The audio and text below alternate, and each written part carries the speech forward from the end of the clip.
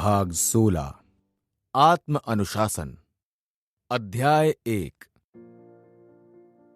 जो व्यक्ति अपने मस्तिष्क पर पूरा अधिकार पा लेता है वो हर चीज पर अधिकार पा सकता है, बशर्ते वो उसका हकदार हो। Andrew Carnegie.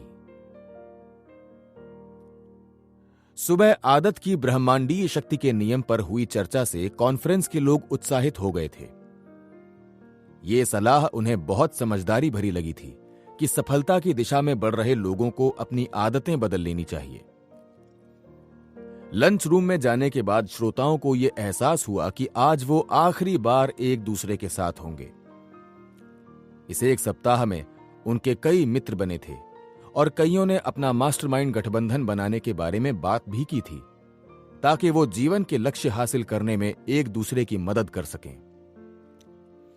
एक श्रोता ने कहा, हैरानी की बात तो यह है कि कॉन्फ्रेंस खत्म होने वाली है लेकिन कोई भी अब तक प्रतिष्ठित वक्ता का नाम तक नहीं जान पाया है।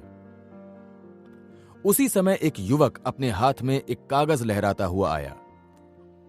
उसने चिल्लाकर कहा, मुझे उनका नाम पता चल गया है।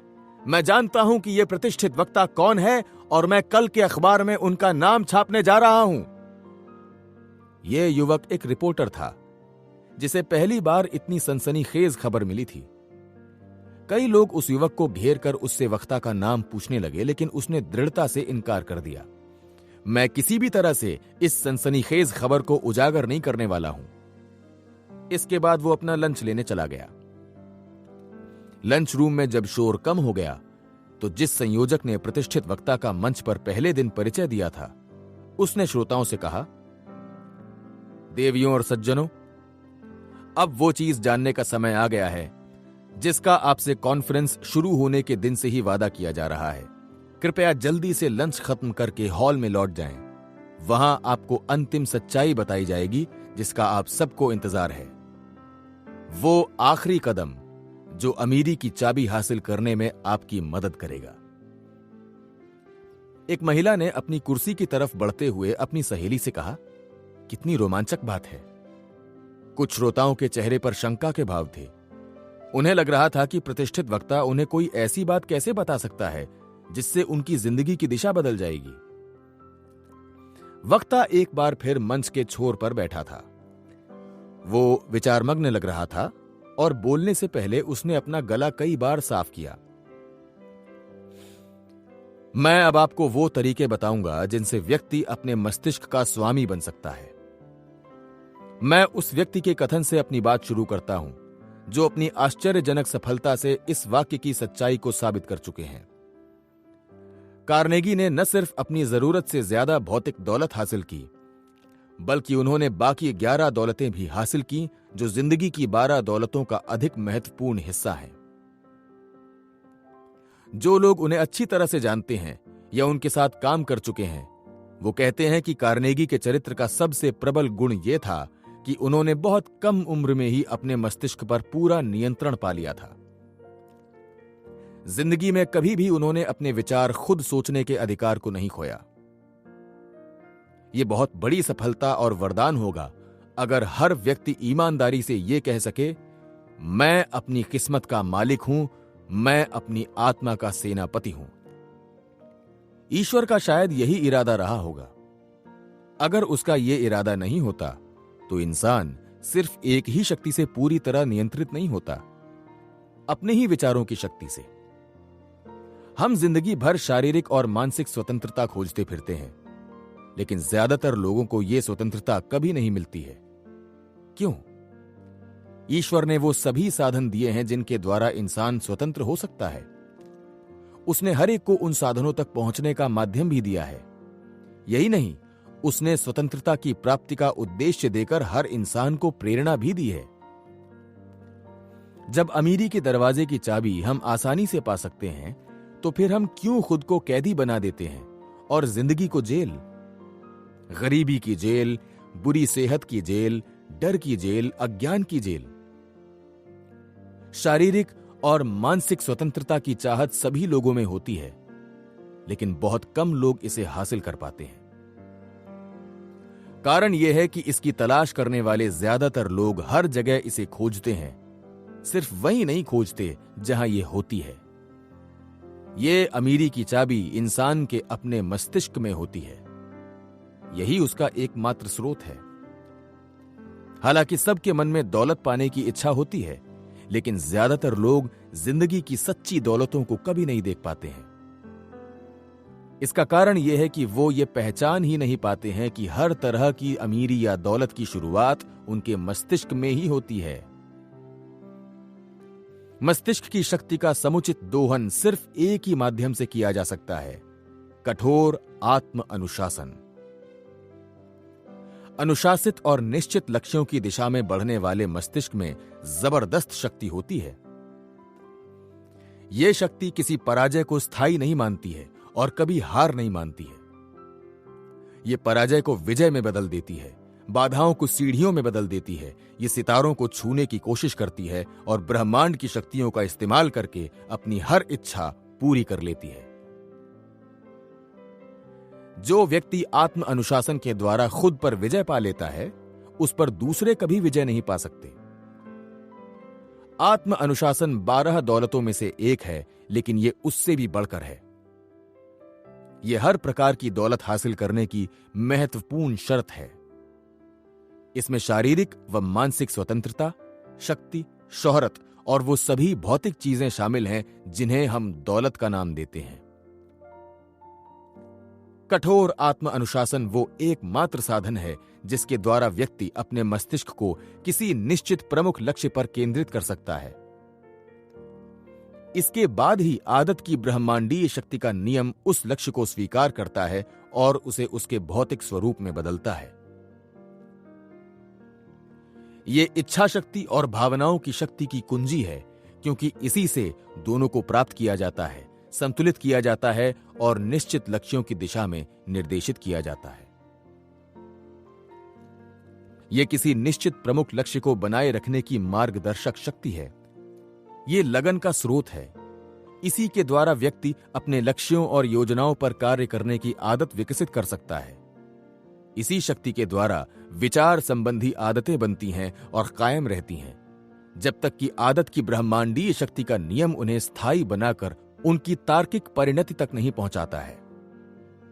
ये वो साधन है जिसके द्वारा व्यक्ति अपने मस्तिष्क पर पूरा नियंत्रण कर सकता है और उसे अपने मन चाहे लक्ष्य की तरफ बढ़ाने का मार्गदर्शन दे सकता है। यह हर लीडर के लिए अनिवार्य है। ये वो शक्ति है जिसके द्वारा व्यक्ति अपनी अंतरात्मा का सहयोग और मार्गदर्शन प्राप्त करता है। ये वो सिपाही है जो हर तरह के डर को हटाता है और आस्था की अभिव्यक्ति के लिए मस्तिष्क को साफ करता है। ये कल्पना शक्ति और रचनात्मक भविष्य दृष्टि की अभिव्यक्ति के लिए मस्तिष्क की सफाई करता है। ये अनिर्णय और शंका को दूर भगाता है।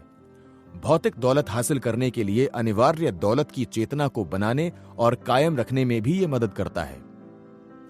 अच्छी शारीरिक सेहत को बनाए रखने के लिए आवश्यक सेहत की चेतना भी इसी से मिलती है। इसके अलावा आत्म अनुशासन मस्तिष्क के प्रत्येक कार्यकारी तंत्र द्वारा काम करता है। इसलिए आइए अब हम इस तंत्र की जांच करें ताकि हम ये समझ सकें कि इसमें कौन से तत्व शामिल हैं। विचार के तंत्र के 10 तत्व। मस्तिष्क 10 तत्वों के माध्यम से काम करता है।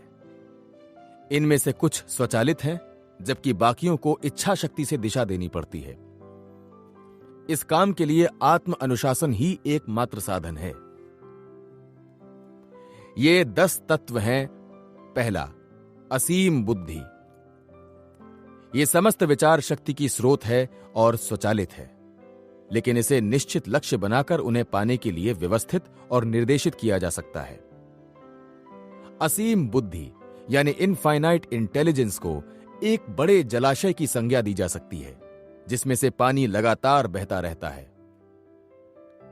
इसकी नहरें बहुत सी दिशाओं में छोटी छोटी धाराओं के रूप में बहती हैं और सभी प्राणियों व पेड़ पौधों को जीवन देती हैं। इस धारा का वो हिस्सा जो इंसानों को जीवन देता है, उन्हें विचार की शक्ति भी देता है। मस्तिष्क को नल की टोंटी की संज्ञा दी जा सकती है और इससे होकर बहने वाला पानी असीम बुद्धि का प्रतीक है। मस्तिष्क विचार की शक्ति उत्पन्न नहीं करता है। ये तो सिर्फ असीम बुद्धि से उस शक्ति को प्राप्त करता है और अपनी व्यक्तिगत इच्छाओं तथा लक्ष्यों को पाने के लिए उनका इस्तेमाल करता है।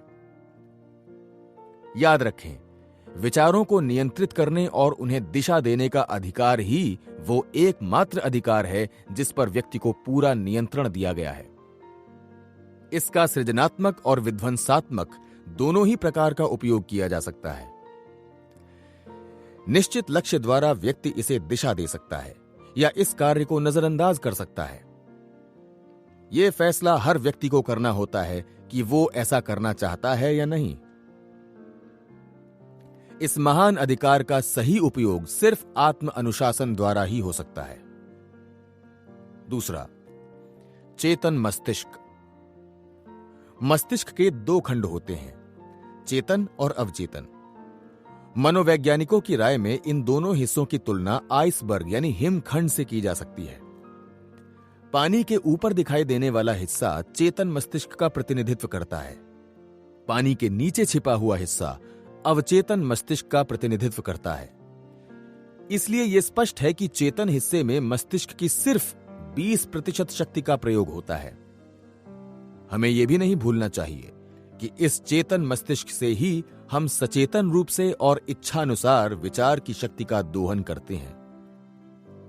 मस्तिष्क का अवचेतन हिस्सा अपने आप काम करता है। यह शरीर के निर्माण और रखरखाव संबंधी सभी जरूरी काम करता है। इसी के कारण हृदय खून को लगातार साफ करता है। इसी के कारण आहार का पाचन सटीकता से होता है और पूरे शरीर में आहार द्रव के रूप में पहुंचता है। यह मृत कोशिकाओं को हटाता है और उनकी जगह पर नई कोशिकाओं का निर्माण करता है। यह सेहत के लिए हानिकारक बैक्टीरिया हटाता है। यह संतति पैदा करने में भी मदद करता है। मस्तिष्क का अवचेतन हिस्सा इन कामों के अलावा कई अन्य अनिवार्य काम भी करता है। साथ ही यह चेतन मस्तिष्क और असीम बुद्धिमत्ता के बीच की कड़ी के रूप में भी काम करता है। इसे चेतन मस्तिष्क की टोंटी की संज्ञा दी जा सकती है। आत्म अनुशासन के माध्यम से अगर इसे नियंत्रित कर लिया जाए तो इससे विचार की अधिक शक्ति मिल सकती है। इसे उपजाऊ बगीचे की संज्ञा दी जा सकती है, जिसमें इच्छित विचार का कोई भी बीज बोया और अंकुरित किया जा सकता है।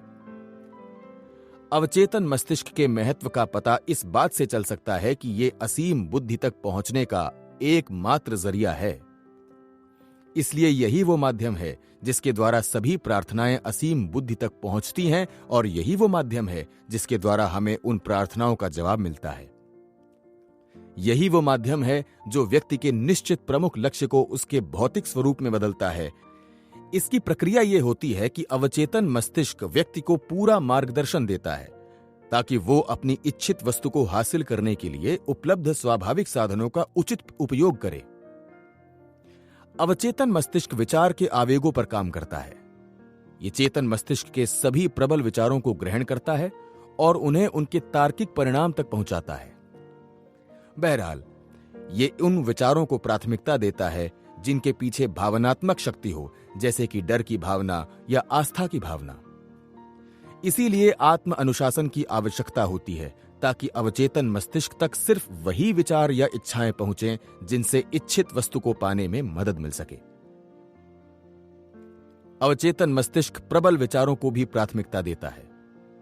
इच्छाओं को बार बार दोहराकर विचारों को प्रबल बनाया जा सकता है।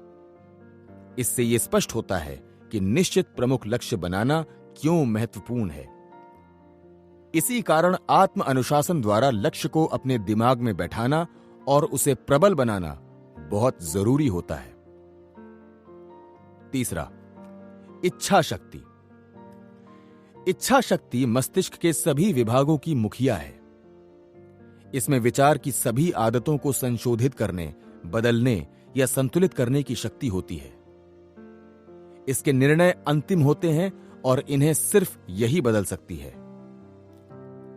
इसमें भावनाओं को नियंत्रण में रखने की शक्ति है और इसे सिर्फ आत्म अनुशासन द्वारा ही दिशा दी जा सकती है। यह बोर्ड ऑफ डायरेक्टर्स के चेयरमैन की तरह होती है, जिसके निर्णय अंतिम होते हैं। यह चेतन मस्तिष्क के ही आदेश मानती है और अन्य किसी सत्ता को स्वीकार नहीं करती है। चौथा, तर्क शक्ति। ये चेतन मस्तिष्क की न्यायाधीश है जो सभी विचारों, योजनाओं और इच्छाओं पर अपना निर्णय सुनाती है। आत्म अनुशासन द्वारा मार्गदर्शन मिलने पर तर्क शक्ति ये काम अच्छी तरह करती है। बहरहाल, इसके निर्णय अंतिम नहीं होते हैं। इच्छा शक्ति उन्हें अस्वीकृत कर सकती है या भावनाओं की शक्ति उनमें परिवर्तन कर सकती है। यह भी जान लें कि सटीक चिंतन के लिए तर्क शक्ति के सहयोग की जरूरत होती है।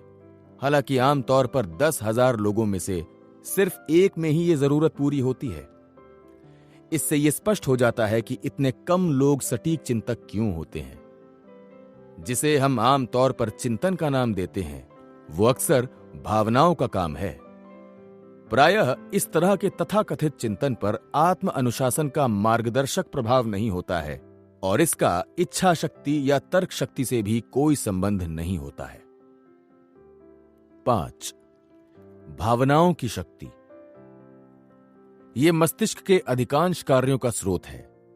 इसी के कारण चेतन मस्तिष्क में ज्यादातर विचार आते हैं। यदि इच्छा शक्ति के मार्गदर्शन में तर्क शक्ति द्वारा भावनाओं को ना परखा जाए तो भावनाएं गुमराह कर सकती हैं, विश्वसनीय नहीं होती हैं और बहुत खतरनाक भी हो सकती हैं। बहरहाल, भावनाओं को सिर्फ इसलिए बुरा नहीं मानना चाहिए क्योंकि वो विश्वसनीय नहीं होती हैं। हमें यह नहीं भूलना चाहिए कि भावनाएं ही उत्साह, कल्पना शक्ति और रचनात्मक भविष्य दृष्टि का स्रोत हैं। व्यक्तिगत सफलता के लिए ये गुण अनिवार्य हैं। भावनाओं को आत्म अनुशासन द्वारा मार्गदर्शन दिया जा सकता है। इच्छा शक्ति और तर्क शक्ति के माध्यम से भावनाओं में परिवर्तन करके ऐसा किया जा सकता है। भावनाओं पर पूर्ण नियंत्रण के बिना सटीक चिंतन संभव नहीं है। यह नियंत्रण तभी हो सकता है जब भावनाओं को इच्छा शक्ति के नियंत्रण में रखा जाए। इच्छा शक्ति द्वारा सुझाए गए लक्ष्यों की दिशा में भावनाओं को विकसित करने की जरूरत होती है और आवश्यकता पड़ने पर उन्हें तर्क शक्ति द्वारा परिवर्तित भी किया जाता है। इच्छा शक्ति और तर्क शक्ति के आधार पर ही सटीक चिंतन संभव है। इसके बिना सटीक चिंतन कोई निर्णय नहीं लेता है। यह कल्पना शक्ति के माध्यम से भावनाओं को विचारों की रचना के लिए प्रेरित करता है, लेकिन अंतिम निर्णय लेने से पहले यह उन विचारों पर इच्छा शक्ति और तर्क शक्ति की मुहर भी लगवाता है। यह सर्वोच्च आत्म अनुशासन है। इसे समझना आसान है, लेकिन इसका अनुसरण करना आसान नहीं है। इसका अनुसरण सिर्फ सटीक चिंतक ही कर पाते हैं जो अपनी पहल शक्ति से संचालित होते हैं। 12 दौलतों में सबसे महत्वपूर्ण दौलतें हैं: पहला, सकारात्मक मानसिक नजरिया; दूसरा, मानवीय संबंधों में सामंजस्य; तीसरा, डर से मुक्ति; चौथा, सफलता की आशा; पांचवा, आस्था की क्षमता; छठा, सभी विषयों पर खुली मानसिकता; और सातवां, अच्छी शारीरिक सेहत। इन्हें भावनाओं के कठोर निर्देशन और नियंत्रण द्वारा ही हासिल किया जा सकता है। इसका यह मतलब नहीं है कि भावनाओं का दमन करना चाहिए। इसका मतलब तो सिर्फ यह है कि निश्चित लक्ष्यों की दिशा में उनका निर्देशन और नियंत्रण किया जाना चाहिए। भावनाएं बॉयलर की भाप की तरह होती हैं, जिसकी शक्ति इस बात में निहित होती है कि वो इंजन से किस तरह और किस दिशा में निकलती है। अनियंत्रित भाप में कोई शक्ति नहीं होती है, और हालांकि इसे नियंत्रित किया जा सकता है, लेकिन इसे गवर्नर यंत्र के माध्यम से दिशा दी जानी चाहिए। आत्म अनुशासन भी गवर्नर की तरह ही है, क्योंकि यह भावनाओं की शक्ति को नियंत्रित और निर्देशित करता है। सबसे महत्वपूर्ण और सबसे खतरनाक भावनाएं हैं: पहला, सेक्स की भावना; दूसरा, प्रेम का भाव; और तीसरा, डर की भावना। इन भावनाओं के कारण ही इंसान सबसे ज्यादा काम करता है। प्रेम और सेक्स की भावनाएं रचनात्मक होती हैं। जब इन्हें नियंत्रित किया जाता है और दिशा दी जाती है, तो व्यक्ति प्रबल कल्पनाशीलता तथा रचनात्मक भविष्य दृष्टि से प्रेरित होता है। अगर इन्हें नियंत्रित या निर्देशित नहीं किया जाता है, तो ये व्यक्ति को विनाशकारी मूर्खताओं की तरफ ले जा सकती है। छठा, कल्पना शक्ति। ये वो वर्कशॉप है जहां सभी इच्छाएं, विचार, योजनाएं और उद्देश्य आकार लेते हैं और बनते हैं। साथ ही उन्हें साकार करने के साधन भी यही बनते हैं। सुव्यवस्थित प्रयोग और आत्म अनुशासन द्वारा कल्पना शक्ति को रचनात्मक भविष्य दृष्टि के स्तर तक विकसित किया जा सकता है। लेकिन भावनाओं की तरह ही कल्पना शक्ति भी तब तक विश्वसनीय नहीं होती है जब तक कि इसे आत्म अनुशासन द्वारा नियंत्रित और निर्देशित न किया जाए। यदि नियंत्रण न हो तो कल्पना शक्ति भी निरर्थक, अव्यावहारिक और विनाशकारी गतिविधियों की तरफ ले जा सकती है, जिनका यहां विस्तार से वर्णन करना जरूरी नहीं है। अनियंत्रित कल्पना शक्ति से ही दिवा स्वप्न बनते हैं। निश्चित लक्ष्य और निश्चित योजनाओं द्वारा ही कल्पना शक्ति को नियंत्रित रखने की शुरुआत होती है। आत्म अनुशासन की कठोर आदतों से यह नियंत्रण पूर्ण होता है। इसी से भावनाओं की शक्ति को निश्चित दिशा मिलती है, क्योंकि भावनाओं की शक्ति ही कल्पना शक्ति को कर्म के लिए प्रेरित करती है। सातवां, अंतरात्मा की शक्ति। अंतरात्मा मस्तिष्क की नैतिक मार्गदर्शक है। इसका प्रमुख उद्देश्य व्यक्ति के लक्ष्यों और उद्देश्यों को इस तरह से संशोधित करना है ताकि वो प्रकृति और मानव जाति के नैतिक नियमों के सामंजस्य में हो। अंतरात्मा तर्क शक्ति की जुड़वां बहन है, क्योंकि जब तर्क शक्ति दुविधा में होती है तो ये उसका मार्गदर्शन करती है। अंतरात्मा एक सहयोगी मार्गदर्शक के रूप में काम करती है, बशर्ते इसका सम्मान और अनुसरण किया जाए। अगर इसे नजरअंदाज कर दिया जाए या इसके आदेशों का पालन न किया जाए तो ये मार्गदर्शक की बजाय षड्यंत्रकारी बन जाती है। इस स्थिति में ये हमारी सबसे विनाशकारी आदतों को तर्कपूर्ण साबित करने में जुट जाती है। अंतरात्मा की द्वैत प्रकृति के कारण यह आवश्यक हो जाता है कि इसे कठोर आत्म अनुशासन द्वारा निर्देशित किया जाए। आठवां, छठी इंद्रिय। यह मस्तिष्क का प्रसारण केंद्र है, जिसके द्वारा व्यक्ति विचार के कंपन भेजता है और प्राप्त करता है, जिसे आमतौर पर टेलीपैथी कहते हैं। यह वो माध्यम है जिसके द्वारा पूर्वाभास कहे जाने वाले समस्त विचार आवेग मस्तिष्क में आते हैं, और ये अवचेतन मस्तिष्क से इतनी करीबी रूप से जुड़ी है कि शायद यह उसका हिस्सा भी हो सकती है। छठी इंद्रिय के माध्यम से ही रचनात्मक भविष्य दृष्टि काम करती है। इसी के माध्यम से मस्तिष्क में सभी नए विचार आते हैं। ये उन सब लोगों की बहुत बड़ी संपत्ति होती है जिन्हें जीनियस माना जाता है। नवां, स्मरण शक्ति।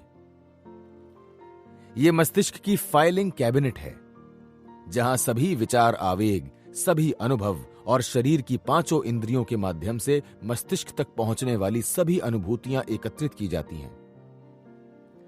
और ये विचार के उन सभी आवेगों की फाइलिंग कैबिनेट भी बन सकती है जो छठी इंद्रिय के माध्यम से मस्तिष्क तक पहुंचते हैं। हालांकि मनोवैज्ञानिक इस बात से सहमत नहीं है।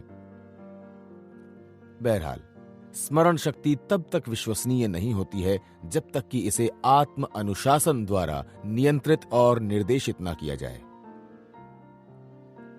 10वां, 5 शारीरिक इंद्रियां।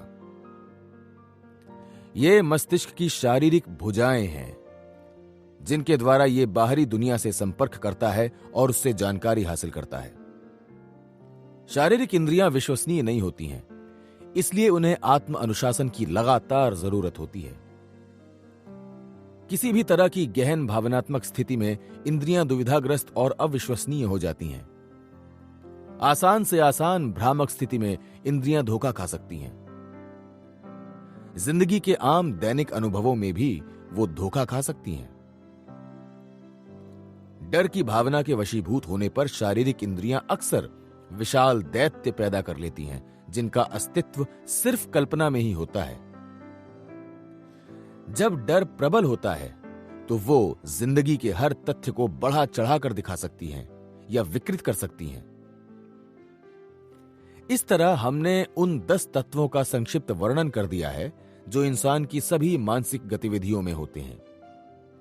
हमने मस्तिष्क की यांत्रिक रचना से संबंधित पर्याप्त जानकारी दे दी है, जिससे यह स्पष्ट रूप से पता चलता है कि आत्म अनुशासन कितना आवश्यक है।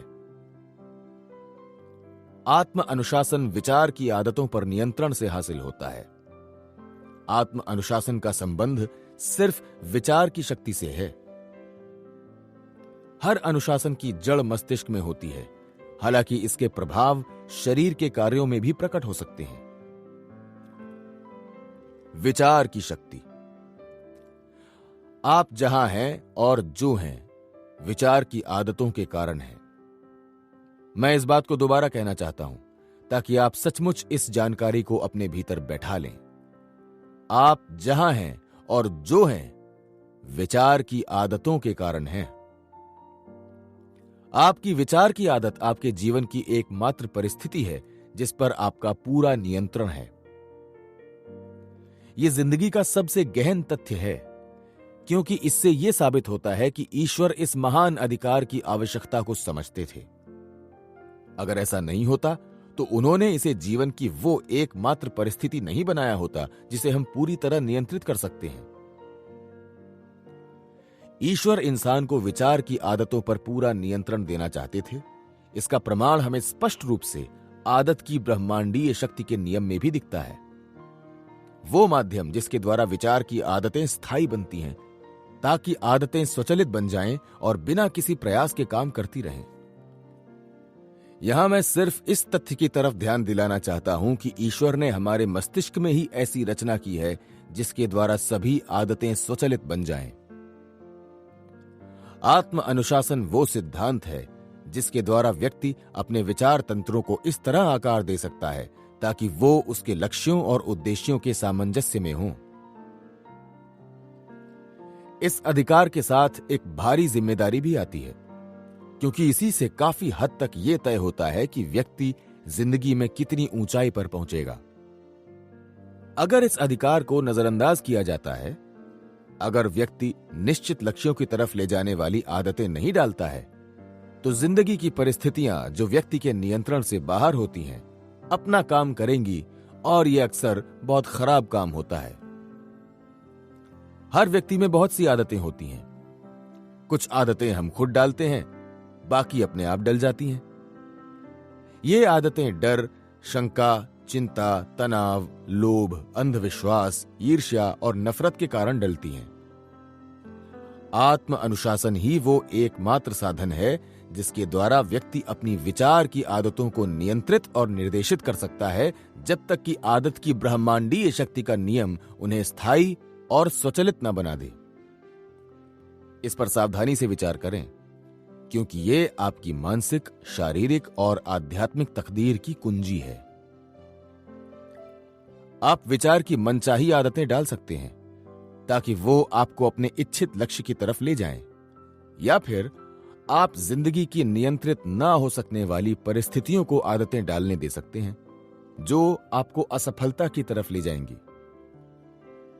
अगर आप अपने मस्तिष्क को सिर्फ अपनी मनचाही चीज पर केंद्रित रखेंगे तो आपको वो चीज मिल जाएगी। अगर आप अपने मस्तिष्क को अनचाही चीजों पर केंद्रित रखेंगे तो निश्चित रूप से आपको वही चीजें मिलेंगी। आपके विचार की आदतें आपके मस्तिष्क के आहार से विकसित होती हैं। यह उतना ही निश्चित है जितना ये कि दिन के बाद रात होती है। अपनी इच्छा की पूरी शक्ति को बाहर आने दें और अपने मस्तिष्क का पूरा नियंत्रण अपने हाथ में ले लें। यह आपका मस्तिष्क है। यह आपको इसलिए दिया गया है ताकि यह सेवक की तरह आपकी इच्छाएं पूरी करे। यह जान लें कि आपकी सहमति और सहयोग के बिना कोई भी इसमें प्रवेश नहीं कर सकता है या इसे प्रभावित नहीं कर सकता है। यह कितनी गहरी सच्चाई है। इस बात को याद रखें जब आपको परेशान करने वाली परिस्थितियां सामने आएं जो आपके नियंत्रण से बाहर हों।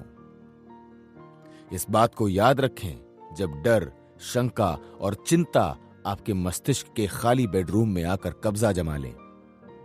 इस बात को याद रखें जब अमीरी की चेतना की जगह गरीबी का डर आपके मस्तिष्क पर हावी हो जाए।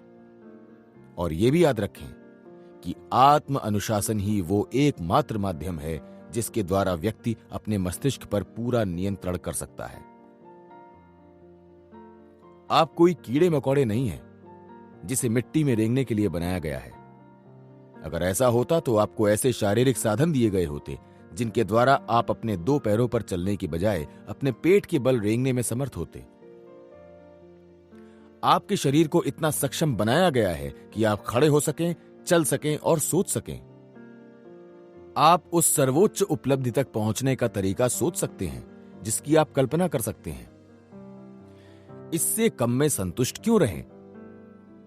ईश्वर के दिए गए सबसे अनमोल तोहफे अपने मस्तिष्क की शक्ति के उपयोग के प्रति उदासीनता दिखाकर या उसे नजरअंदाज करके उसका अपमान क्यों करें? इंसान के मस्तिष्क की संभावित शक्तियां समझ से परे हैं। बहरहाल, इंसान पूरी तरह से यह नहीं समझ पाया है कि इसकी शक्तियों का प्रयोग करके वो अपनी तकदीर बना सकता है। यही वजह है कि वो इनका उपयोग नहीं करता है या इन्हें नजरअंदाज कर देता है। इंसान के मस्तिष्क की 20 महान शक्तियां। अवचेतन मस्तिष्क ही असीम बुद्धि तक पहुंचाने वाला द्वार है। इस द्वार को बहुत चतुराई से बनाया गया है। यह तभी खुलता है जब आस्था की मानसिक अवस्था द्वारा इसके प्रयोग की पूरी तैयारी हो जाए। मैं इन शक्तियों का अधिक विस्तार से वर्णन करना चाहूंगा। पहला, मस्तिष्क में कल्पना शक्ति दी गई है जिसके द्वारा आशाओं और उद्देश्यों को साकार करने के तरीके सुझाए जाते हैं। इसमें इच्छा और उत्साह की प्रेरक क्षमता दी गई है जिसके द्वारा योजनाओं और उद्देश्यों के अनुरूप कर्म किए जा सकें। इसमें इच्छा शक्ति दी गई है जिसके द्वारा योजना और उद्देश्य पर लंबे समय तक काम किया जा सके। दूसरा, इसमें आस्था की क्षमता दी गई है जिसके द्वारा पूरा मस्तिष्क असीम बुद्धि की प्रेरक शक्ति की तरफ मुड़ जाता है तथा इस दौरान इच्छा शक्ति और तर्क शक्ति शांत रहती हैं। जब मस्तिष्क छठी इंद्रिय द्वारा दूसरे मस्तिष्क के करीबी संपर्क में आने के लिए तैयार हो जाता है, यानी मास्टरमाइंड सिद्धांत द्वारा, तो इससे उसे दूसरों की प्रेरक शक्तियां भी मिल जाती हैं। इससे कल्पनाशीलता को प्रभावकारी प्रेरणा मिलती है। तीसरा, इसमें तर्क शक्ति दी गई है जिसके द्वारा तथ्यों और सिद्धांतों को अवधारणाओं, विचारों व योजनाओं में बदला जा सकता है। चौथा, इसे यह शक्ति दी गई है कि यह दूसरे मस्तिष्कों के साथ मौन संप्रेषण कर सके जिसे टेलीपैथी कहते हैं। पांचवां, इसे निष्कर्ष की शक्ति दी गई है जिसके द्वारा अतीत का विश्लेषण करके भविष्य का पूर्वानुमान लगाया जा सकता है। यह क्षमता स्पष्ट करती है कि दार्शनिक भविष्य का अनुमान लगाने के लिए अतीत की तरफ क्यों देखते हैं। छठा, इसे अपने विचारों की प्रकृति चुनने, संशोधित करने और नियंत्रित करने के साधन दिए गए हैं। इसके द्वारा व्यक्ति को अपने चरित्र के निर्माण का अधिकार दिया गया है जो इच्छानुसार ढाला जा सकता है। और इसे यह शक्ति भी दी गई है कि यह तय करे कि मस्तिष्क में किस तरह के विचार प्रबल होंगे। सातवां, इसे अपने हर विचार को ग्रहण करने, रिकॉर्ड करने और याद रखने का एक अद्भुत फाइलिंग सिस्टम दिया गया है जिसे स्मरण शक्ति कहा जाता है। यह अद्भुत तंत्र अपने आप संबद्ध विचारों को इस तरह से वर्गीकृत कर देता है कि किसी विशिष्ट विचार को याद करने से उससे जुड़े विचार अपने आप याद आ जाते हैं। आठवां, इसे भावनाओं की शक्ति दी गई है जिसके द्वारा यह शरीर को इच्छित कर्म के लिए प्रेरित कर सकता है। नवां, इसे गोपनीय रूप से और खामोशी से कार्य करने की शक्ति दी गई है जिससे सभी परिस्थितियों में विचार की गोपनीयता सुनिश्चित होती है। 10वां, इसके पास सभी विषयों पर ज्ञान प्राप्त करने, संगठित करने, संग्रहीत करने और व्यक्त करने की असीमित क्षमता होती है, चाहे यह ज्ञान भौतिकी का हो या रहस्यवाद का, बाह्य जगत का हो या आंतरिक जगत का। 11वां, इसके पास शारीरिक सेहत को अच्छा बनाए रखने की शक्ति भी है और स्पष्ट रूप से ये सभी बीमारियों के उपचार का एकमात्र स्रोत है। बाकी सभी स्रोत तो सिर्फ योगदान देते हैं। ये शरीर को संतुलित रखने के लिए एक आदर्श मरम्मत तंत्र भी चलाता है जो स्वचालित होता है। 12वां, इसमें रसायनों का एक अद्भुत स्वचालित तंत्र भी होता है जो शरीर के रखरखाव और मरम्मत के लिए आहार को आवश्यक तत्वों में बदलता है। 13वां, यह हृदय को अपने आप चलाता है जिसके द्वारा यह रक्त के जरिए भोजन को शरीर के हर अंग तक पहुंचाता है और अवशिष्ट सामग्री तथा मृत कोशिकाओं को शरीर से बाहर निकालता है। 14वां, इसके पास आत्म अनुशासन की शक्ति है जिसके द्वारा यह किसी भी अच्छी आदत को डाल सकता है और तब तक कायम रख सकता है जब तक कि आदत की ब्रह्मांडीय शक्ति इसे स्थायी व स्वचालित नहीं बना देती है। 15वां, यहां हम प्रार्थना या निश्चित इच्छा या लक्ष्य के किसी भी रूप द्वारा असीम बुद्धिमत्ता से संप्रेषण कर सकते हैं। इसकी प्रक्रिया बहुत आसान है। इसके लिए आस्था के साथ अवचेतन मस्तिष्क के प्रयोग की जरूरत होती है। 16वां, यह भौतिक जगत के हर विचार, हर औजार, हर मशीन और हर यंत्र के आविष्कार का एकमात्र जनक है। 17वां, यह सुख और दुख का एकमात्र स्रोत है। यह गरीबी और अमीरी का स्रोत है। इन दोनों विरोधी विचारों में से जिसकी शक्ति भी प्रबल होती है, ये उसे अभिव्यक्त करने में अपनी ऊर्जा लगाता है। 18वां, ये समस्त मानवीय संबंधों और समस्त मानवीय व्यवहार का स्रोत है। इसी से मित्रता और शत्रुता होती है जो इस बात पर निर्भर करता है कि इसे किस तरह का निर्देश दिया जाता है। 19वां, इसके पास सभी बाह्य परिस्थितियों और स्थितियों का विरोध करने तथा उनसे अपनी रक्षा करने की शक्ति है, हालांकि यह हमेशा उन्हें नियंत्रित नहीं कर सकता। 20वां, तर्क के भीतर इसकी कोई सीमा नहीं है सिवाय उनके जो प्राकृतिक नियमों के विरुद्ध हों। इसकी सीमाएं वही हैं जिन्हें व्यक्ति आस्था के अभाव के कारण स्वीकार करता है। यह सच है कि मस्तिष्क जो सोच सकता है और जिसमें विश्वास कर सकता है उसे वो हासिल भी कर सकता है। मैं आपको कम से कम 20 और उदाहरण दे सकता हूं कि मस्तिष्क कितना अद्भुत व शक्तिशाली है। मस्तिष्क की इतनी आश्चर्यजनक शक्ति के बावजूद ज्यादातर लोग इस पर नियंत्रण करने की कोशिश ही नहीं करते हैं। यही वजह है कि वो डरों और मुश्किलों से भयभीत होकर जीवन जीते हैं जिनका उनकी कल्पना के सिवाय कहीं और अस्तित्व नहीं होता। डरना मूर्खता है। डर सफलता का सबसे प्रबल शत्रु है। हम अमीरी के बीच रहते हुए भी गरीबी से डरते हैं। हम बुरी सेहत से डरते हैं, हालांकि प्रकृति ने हमें ऐसा कुशल तंत्र दिया है जिससे शरीर अपने आप संरक्षित होता है, अपनी मरम्मत करता है और अच्छी स्थिति में रहता है। हम आलोचना से डरते हैं, जबकि उस आलोचना के सिवाय किसी अन्य आलोचना का कोई महत्व नहीं होता है जिसे हम अपनी कल्पना शक्ति के नकारात्मक प्रयोग द्वारा अपने मस्तिष्क में स्थापित कर लेते हैं। हम मित्रों और रिश्तेदारों का प्रेम खत्म होने से डरते हैं, हालांकि हम अच्छी तरह जानते हैं कि सभी सामान्य परिस्थितियों में हमारा अच्छा व्यवहार ही प्रेम को बनाए रखने के लिए पर्याप्त है। हम बुढ़ापे से डरते हैं, जबकि हमें यह मानना चाहिए कि बुढ़ापे का अर्थ अधिक बुद्धि और समझ है। हम स्वतंत्रता छीनने से डरते हैं, हालांकि हम जानते हैं कि स्वतंत्रता दूसरों के साथ सामंजस्यपूर्ण संबंध बनाने से मिलती है। हम मौत से डरते हैं, जबकि हम जानते हैं कि यह अवश्यंभावी है और हमारे नियंत्रण से परे है। हम असफलता से डरते हैं और ये नहीं पहचानते हैं कि हर असफलता में समान लाभ का बीज छिपा होता है। और हम बिजली से तब तक डरते थे जब तक कि फ्रैंकलिन, एडिसन और कई अन्य लोगों ने अपने मस्तिष्क पर नियंत्रण करके यह साबित नहीं कर दिया कि बिजली भौतिक ऊर्जा का एक ऐसा रूप है जिसका दोहन और प्रयोग मानव जाति के लाभ के लिए किया जा सकता है। आस्था द्वारा अपने मस्तिष्क को असीम बुद्धि के मार्गदर्शन के लिए खोलने की बजाय हम अपने मस्तिष्क को कसकर बंद कर लेते हैं और अनावश्यक डरों पर आधारित सीमाएं तय कर लेते हैं।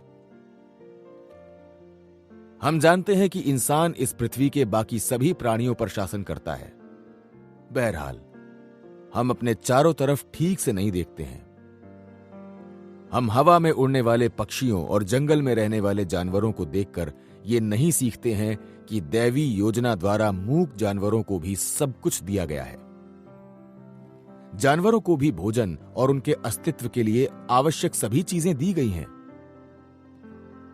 इससे हम ये नहीं सीखते हैं कि हमारे डर आधारहीन और मूर्खतापूर्ण हैं।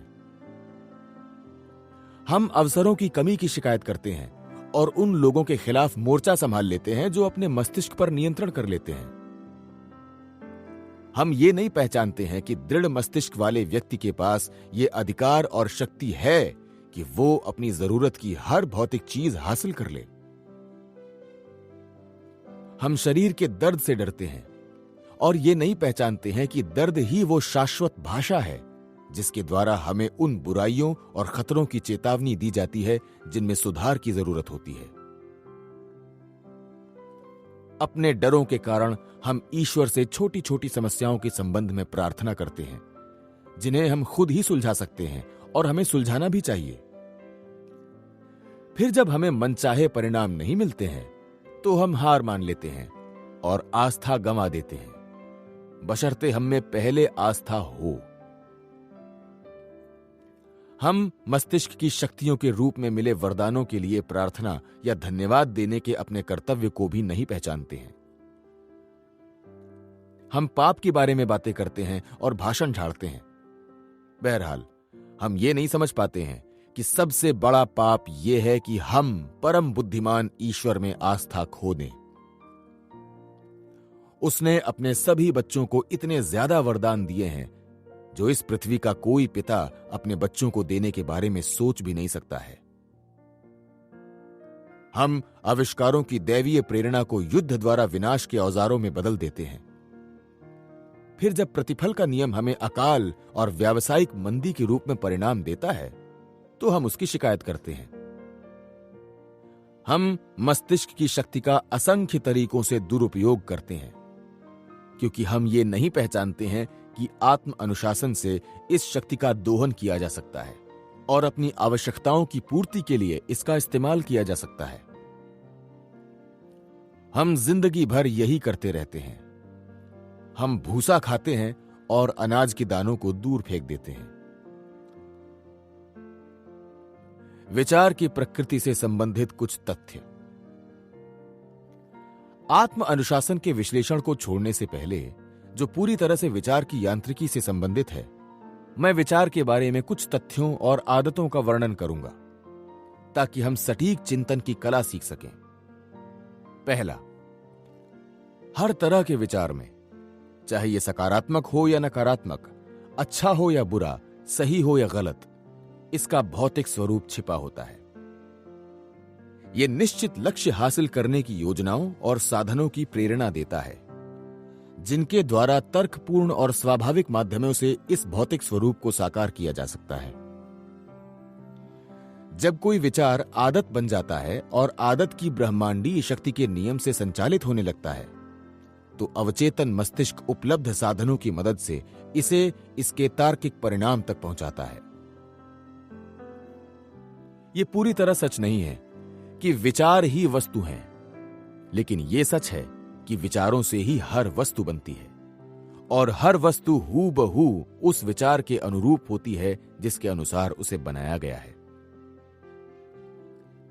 कुछ लोग ये मानते हैं कि व्यक्ति का हर विचार कंपनों की अनंत श्रृंखला से शुरू होता है जिससे व्यक्ति उस विचार को आगे बढ़ाता है। हम सिर्फ विचार का भौतिक प्रतिबिंब हैं जिसे असीम बुद्धि द्वारा गतिमान किया गया है और साकार किया गया है। कई लोग ये भी मानते हैं कि जिस ऊर्जा से हम सोचते हैं वो असीम बुद्धि का एक बहुत छोटा हिस्सा है जो मस्तिष्क के माध्यम से व्यक्ति को हासिल हुआ है।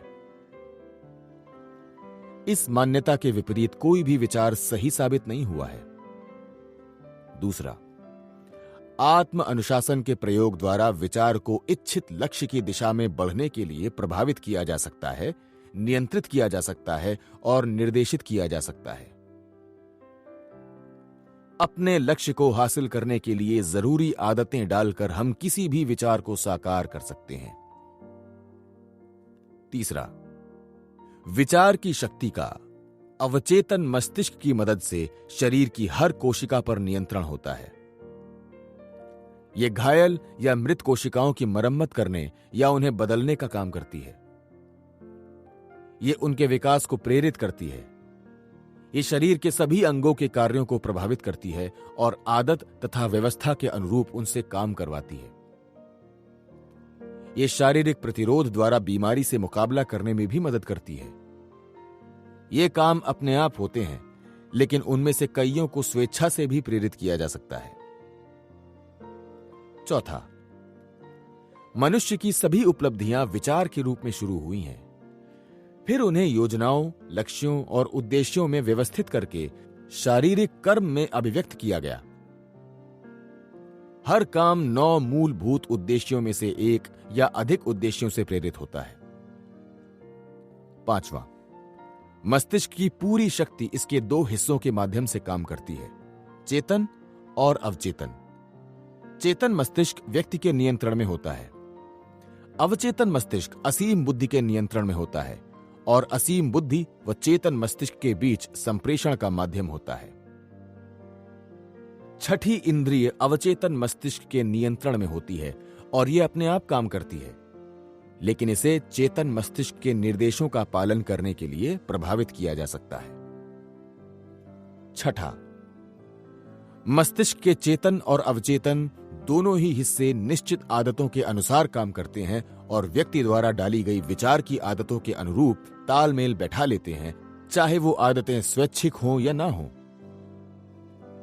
सातवां, व्यक्ति के अधिकांश विचार सटीक नहीं होते हैं, क्योंकि वो व्यक्तिगत राय से प्रेरित होते हैं।